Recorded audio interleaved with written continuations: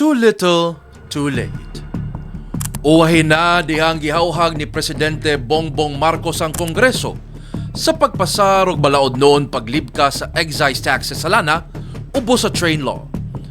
Hagbayrang nalapas sa $80 per barrel ang presyo sa lana sa world market nunot sa gyera sa Estados Unidos ug Israel batog sa Iran.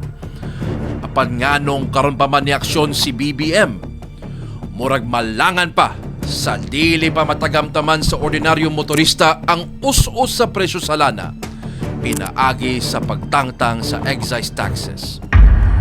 Murag naguol pa gani ang Department of Finance kay maalkansi ang gobyerno og kapin 270 billion pesos. Pero mas dakong pangutana, nganong dili na lang ang oil deregulation law ang usbon? O di ba libkason sa hingpit? Tumong unta sa maong balaod ang pagdasig sa kompetisyon sulod sa industriya sa lana. Apan ning panahon sa krisis, imbes makapadasig sa industriya sa lana, giabuso na kini sa mga oil players. Labi na ning panahon sa gubat tali sa Estados Unidos ug Iran. Mas nagpatuyang naman hinuon ng mga oil players pagpasaka sa presyo sa lana. Bisan kung old stock pa na nila ang gibaligya nila karong simanaha. Ug dili pa ang stock nga pinalit karon.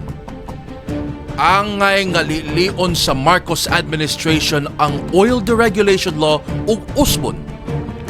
Panahon sa emerhensiya, kinahanglan nga manginlabot na ang kagamhanan aron mas mapaubsan pa ang presyo sa lana.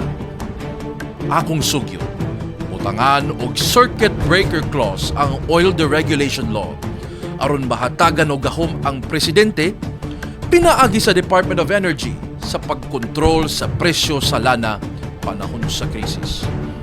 Mas maayo nga igo na lang muluwat og executive order ang presidente aron ma-activate ang circuit breaker. Pinaagi niini maalibyuhan ang nagsakit na nga bulsa sa ordinaryong motorista. Ako ang inyong komentarista Luigi Flores para sa Komentaryo on the Dot. Dot TV is a proud member of Philippine Press Club Incorporated.